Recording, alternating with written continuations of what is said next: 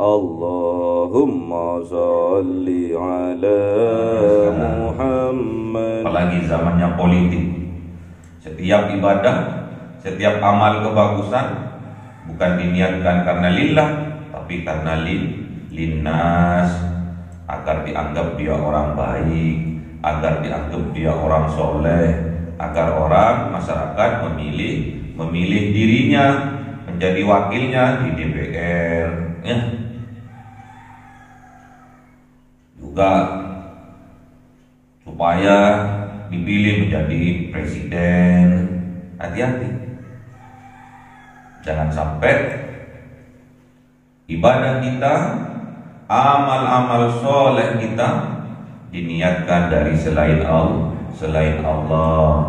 Berarti di dalam jiwa kita ada sifat munafik. Makanya kita harus sering introspeksi diri, bahkan setiap hari sebelum kita tidur, sholat sunnah witir dulu, kemudian introspeksi diri sambil memperbanyak baca istighfar.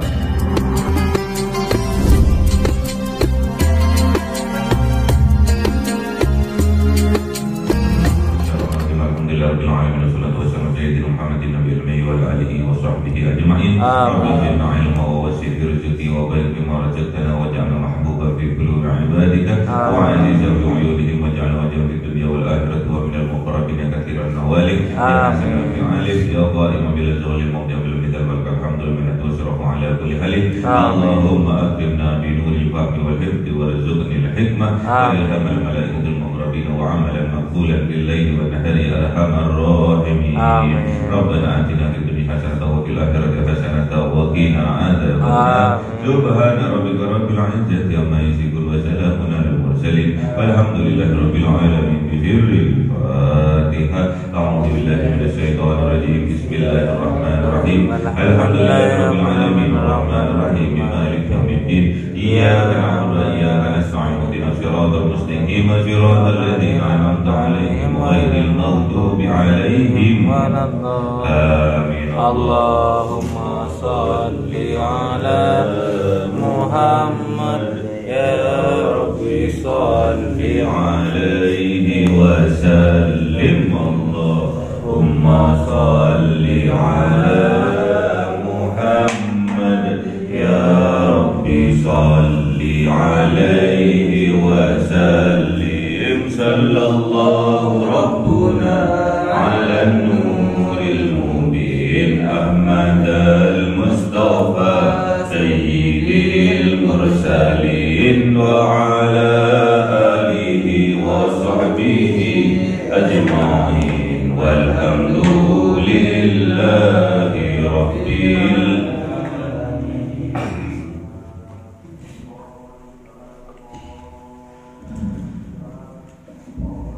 Kalamun qadimul la yumallu sama'uhu tanaza'an qawli wa bihi astaghfi min kulli da'in wa nuruhu dalilul qalbi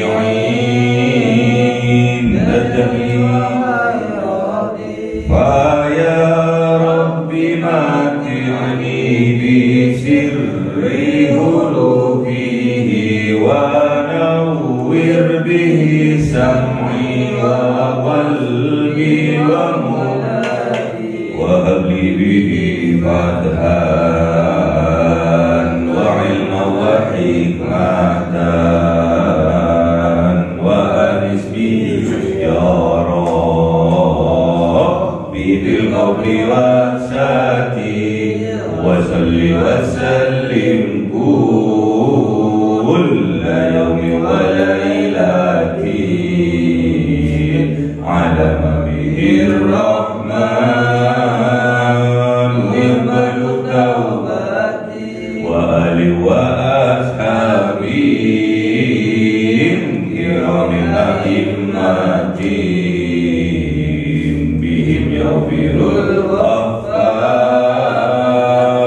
dhanbi wa zallati. A'udzu billahi minasyaitonir rajim. Bismillahirrahmanirrahim. Surah An-Nisa 142. A'udzu billahi minasyaitonir rajim. Bismillahirrahmanirrahim. Innal munafiqina yukhadi'una Allah wa huwa khadi'uhum wa idza qamu ila sholati qamu kusala yura'una an-nasa wa la yadhkuruna Allah illa qalila. Sadaqallahul azim.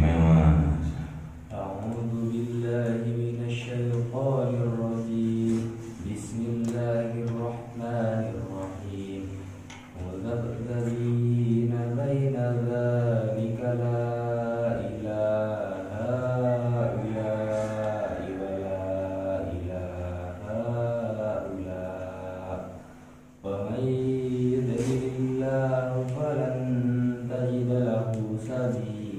Sadaqallahul azim. Bismillahirrahmanirrahim. Innal munafiqina, sesungguhnya orang-orang munafik, yukhadi'un Allah, ia berkeinginan, berniat untuk menipu Allah.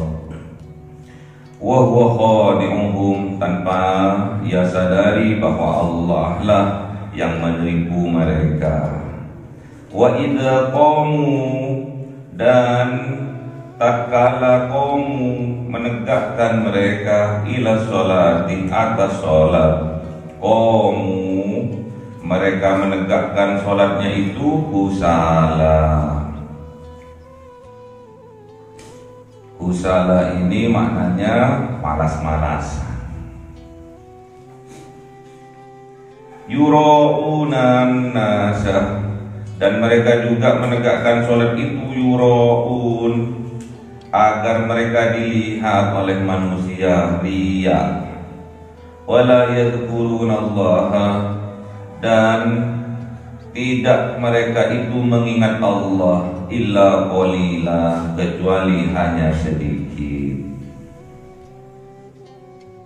Ini ciri-cirinya orang munafik.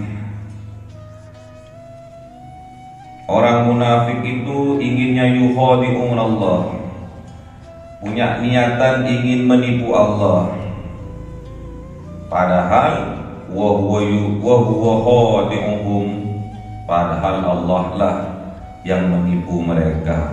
Maknanya apa? Al-Baqarah ayat 9.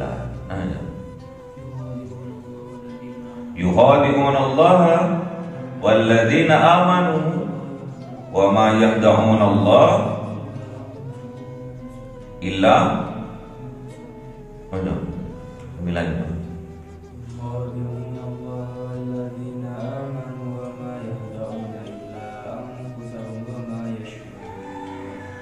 Memang orang munafik yang sudah memper kepada kekafirannya, mereka itu hendak menipu Allah, dan juga hendak menipu orang-orang yang beriman. Padahal mereka itu hakikatnya menipu diri mereka sendiri, padahal mereka itu tidak menyadarinya. Maksudnya ayat ini, wa huwa khadi'uhum, dan Allah yang sesungguhnya menipu mereka. Maksudnya Allah itu mengizinkan apa yang mereka hendak tipu itu, Allah mengizinkan. Dia ingin menipu Allah, dia juga ingin menipu orang yang beriman, padahal hakikatnya ia menipu dirinya sendiri tanpa mereka sadari. Makanya jangan jadi orang munafik. Wa idza qamu ila sholati, Ini ciri-cirinya orang munafik, makanya hati-hati. Wa idza qamu ila sholati, dan ketika qamu mendirikan mereka, menegakkan mereka ila sholati, kepada sholat, terhadap sholat mereka, qamu kusala, mereka sholatnya males-malesan. Makanya sampean kalau mau sholat, mandi dulu yang seger, ya. Biar gak ngantuk, biar gak aras-arasan, biar gak males, ya. Kalau sampean sholatnya males, tandanya di hati kita, di jiwa kita dihinggapi sifat munafik. Hanya dilawan itu penyakit itu.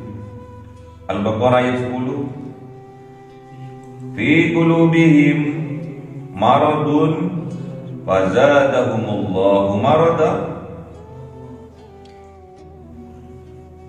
walahum adzabun alimun bima kanu yakdzibun. Hati-hati.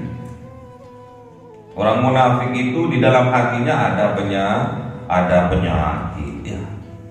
Penyakitnya kalau kita tidak obati, penyakitnya kalau tidak diobati, penyakitnya akan bertambah parah. Dan penyakitnya itu yang membuat dirinya diazab oleh kelakuan mereka sendiri, diazab oleh penyakitnya mereka sendiri. Allah mengizinkan itu. Disebabkan apa penyakit hati itu? Karena mereka sering berdusta. Makanya hati-hati. Kalau kita sering berdusta, sering berbohong, kita sudah dihinggapi sifat munafik di dalam jiwa kita. Apalagi ingin menipu Allah, Allah kok mau ditipu. Siapa lu gitu, ya. Sholatnya juga seperti itu. Katanya mau menghadap Allah, tapi males-malesan, ogah-ogahan. Itu sama dengan halnya mau menipu Allah. Sholatnya juga yura'unan nas, ingin dilihat oleh manusia, alias ria. Sholatnya bukan karena Allah, tapi karena ingin dilihat manusia. Udah zamannya sekarang, apalagi zamannya politik. Setiap ibadah, setiap amal kebagusan bukan diniatkan karena lillah, tapi karena linnas, agar dianggap dia orang baik, agar dianggap dia orang soleh, agar orang masyarakat memilih dirinya menjadi wakilnya di DPR, ya. Juga supaya dipilih menjadi presiden. Hati-hati, jangan sampai ibadah kita, amal-amal soleh kita diniatkan dari selain Allah.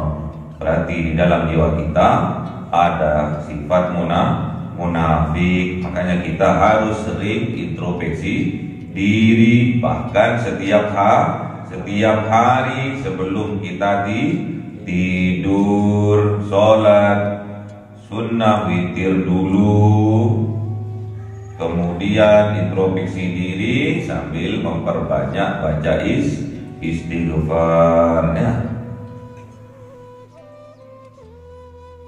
Wala yadhkurunallah, dan mereka orang munafik itu tidak berzikir, tidak mengingat Allah illa qalila, kecuali hanya sedikit saja, banyak lupanya.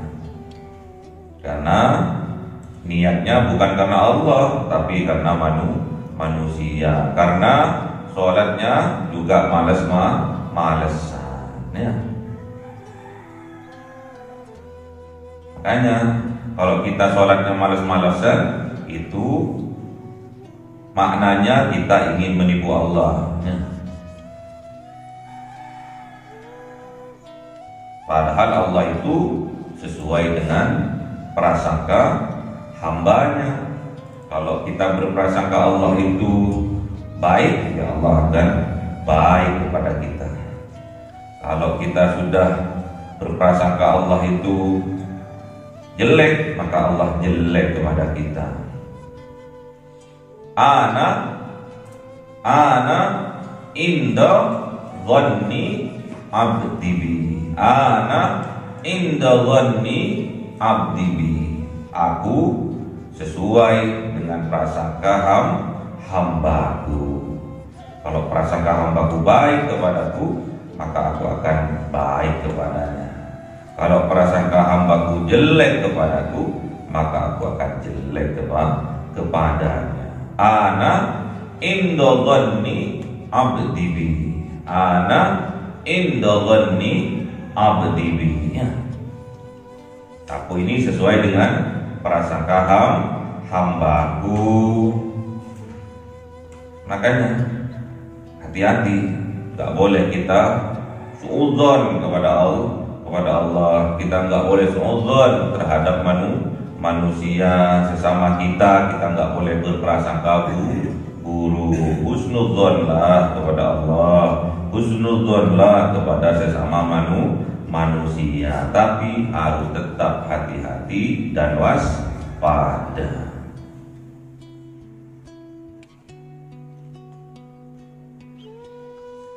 Wa idza qamu ila sholati qamu kusala. Kalau kita mendirikan sholat tapi sholatnya aras-arasan, sholatnya males-malesan, dikhawatirkan di dalam jiwa kita ada jiwa-jiwa munafik. Kita terkala aras-arasan sholat isya dan subuh, kita sudah sangat jelas bahwa kita sudah dihinggapi sifat munafik. Inna adqala, tulis, inna adqala sholatin alal munafiqina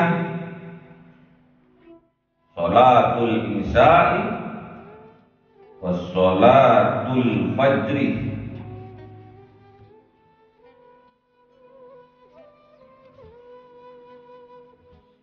Sesungguhnya amat berat sholat atas orang-orang yang munafik, yaitu sholat isya dan sholat subuh, aras-arasan, berat bagi mereka ya.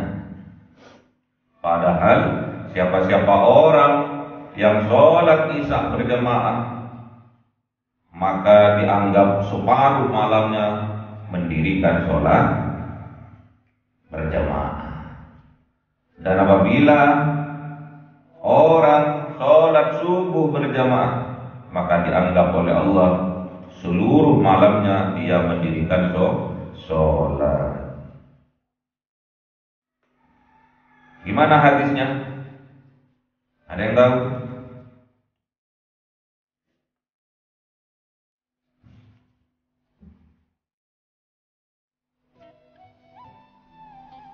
Yang tadi gimana hadisnya yang tadi? Yang tadi?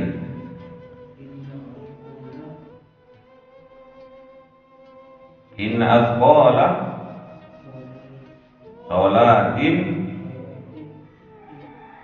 alal munafiqina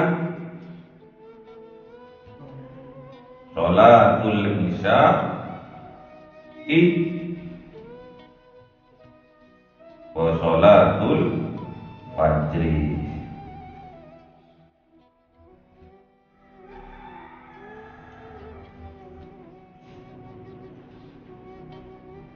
Ada lanjutannya itu. Walau ya'lamuna ma fihima, walau ya'lamuna ma fihima la atauhuma walau habwan, la atauhuma walau habwan. Gimana? Inna Atqala sholatin 'alal munafiqina wa sholatul fajri walau ya'lamuna ma fihima la'atauhuma walau habwan. Sungguh berat sholat bagi orang-orang yang munafik, yaitu sholat isya dan sholat subuh. Seandainya orang munafik itu tahu kebaikan yang ada pada keduanya, yaitu sholat isya dan sholat subuh, maka la'atauhuma, mereka akan mendatangi sholat isya dan subuh itu walau habwan, walaupun dengan cara merangkak. Makanya sampean itu dikasih kesempatan oleh Allah, dikasih kesehatan oleh Allah, pergunakan kesempatan dan kesehatan ini sebaik-baiknya. Sholat isya-nya berjamaah,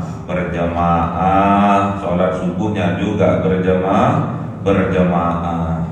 Seandainya kita tahu kebaikan yang ada pada sholat isya dan kebaikan pada sholat subuh, walaupun kita dalam keadaan tidak sehat pun kita akan mendatangi sholat isya dan sholat subuh itu walaupun dengan cara merangkak. Saking banyaknya, saking besarnya fadilah yang ada di sholat isya dan sholat subuh.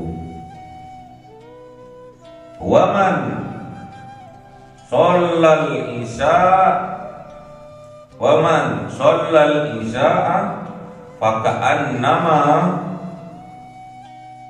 qama nisful lail. Waman shollal fajri faka'annama shollal laila kullahu. Man shollal isya'i fi jama'ati, ada jemaahnya ya. Man shollal isya'i fi jama'ati faka'annama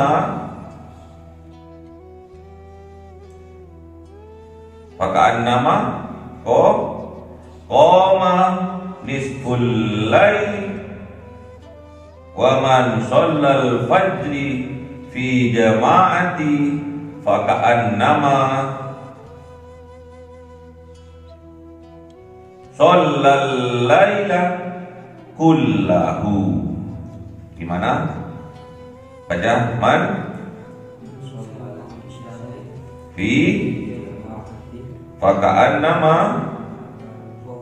qama nisful laili wa man shollal fajri fi jama'ati faka'annama shollal laila kullahu. Itu kebaikan yang akan diperoleh oleh kita. Siapa-siapa orang yang sholat isya berjamaah, maka dia ibaratkan mengerjakan sholat separuh malam.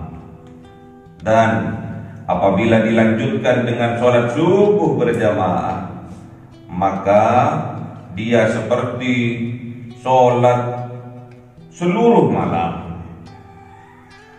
Itu fadilah yang diberikan oleh Allah terhadap kita yang sholat berjamaah di waktu isya dan sholat berjamaah di waktu subuh. Jadi sholat isya kita berjamaah, maka pahalanya, ganjarannya seperti sholat separuh malam. Apabila dilanjutkan dengan sholat subuh berjamaah, maka pahalanya, ganjarannya seperti kita sholat seluruh malam kita dianggap sholat oleh Allah ya. Makanya sholatnya nggak boleh usala, nggak boleh malasan. Sholatnya Gak boleh karena ingin dilihat orang lain, tapi niatkan sholatnya karena Allah. Dan sholatnya harus memperbanyak zikir, mengingat Allah. Inna sholati lidzikri. Sesungguhnya sholat itu mengingat aku, kata Allah. As-sholatu lidzikri. Sholat itu mengingatku, kata Allah. Mudabdabina baina dzalik. Mudabdabina, hilir mudik mereka, bingung mereka, baina dzalik, di antara iman dan munafik tadi. La ilaha ula'i wa la ilaha ula'i. Tidak condong ilaha ula'i kepada mereka yang beriman, dan juga tidak pro juga kepada mereka yang munafik, yang kafir. Wa may yudlilillahu, dan barang siapa disesatkan oleh Allah, falan tajid lahu sabila, maka tidak akan ada yang bisa menjadikan lahu baginya sabila, jalan atau memberi petunjuk kepada jalan yang lurus. Kalau Allah sudah menyesatkan manusia, tidak satupun orang bisa memberi petunjuk kecuali Allah. Makanya ndang tobato. Misalkan ada jiwa-jiwa munafik di dalam jiwa kita, jiwa-jiwa munafik di dalam dada kita, endang-endango tobat, cepat-cepatlah bertaubat. Siapa tahu Allah akan memberi petunjuk kepada kita, ya. Kalau Allah sudah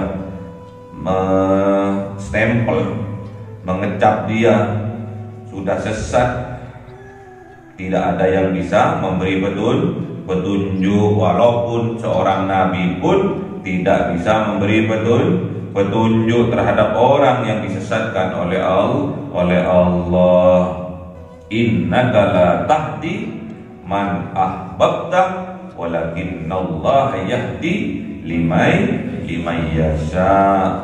Kanjeng Nabi Muhammad, engkau tidak dapat memberi petunjuk terhadap orang yang engkau cintai, melainkan Allah lah yang akan memberi petunjuk terhadap yang Allah kehendakinya. Jadi masalah petunjuk itu bukan dari manusia, petunjuk itu dari Allah. Jadi kita tatkala menunjukkan kepada kebaikan kepada seseorang, kemudian kebaikan itu ditiru, dilaksanakan oleh orang itu kita gak boleh merasa bahwa petunjuk itu dari kita, menghai petunjuk, padahal haknya Allah, ya. Ma asabaka min hasanatin fa minallah. Pokoknya dah harus digaris bawah itu. Kebaikan apapun yang kita lakukan, amal soleh apapun yang kita lakukan, ingatlah bahwa semuanya itu berasal dari Allah, berasal dari petunjuk Allah, berasal dari kekuatannya Allah. Makanya kita harus sadar diri, ya. Gak boleh ujub, apalagi takabur, sombongnya. Apa yang mau disombongkan? Amal ibadah apa yang mau disombongkan? Karena besok kita, tatkala kita ditakdir masuk surga oleh Allah, bukan karena amal ibadah kita, melainkan karena rahmat dari Allah, ya. Seujung kuku pun kita nggak layak masuk surga kecuali kita mendapatkan rahmat dari Allah. Makanya sampean ngaji yang betul-betul, pahami betul-betul, kemudian praktekkan dalam kehidupan kita sehari-hari.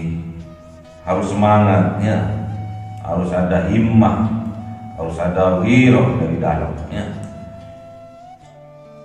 Masalah ibadah harus ada himmah dari dalam, dorongan, support dari dalam jiwa kita. Itulah kekuatan dari Allah, itulah rahmat dari Allah, ya.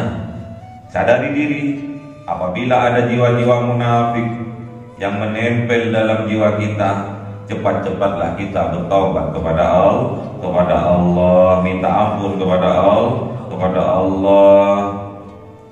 Dengan cara itulah Allah akan memberi petunjuk kepada kita, ya. Gak bisa kita walaupun kita dekat dengan seorang ulama, kalau kita tidak diberi petunjuk oleh Allah, tetap tidak bisa. Apalagi ulama dekat sama Kanjeng Nabi Muhammad saja, kalau tidak diberi petunjuk oleh Allah, Kanjeng Nabi Muhammad tidak bisa memberi petunjuknya.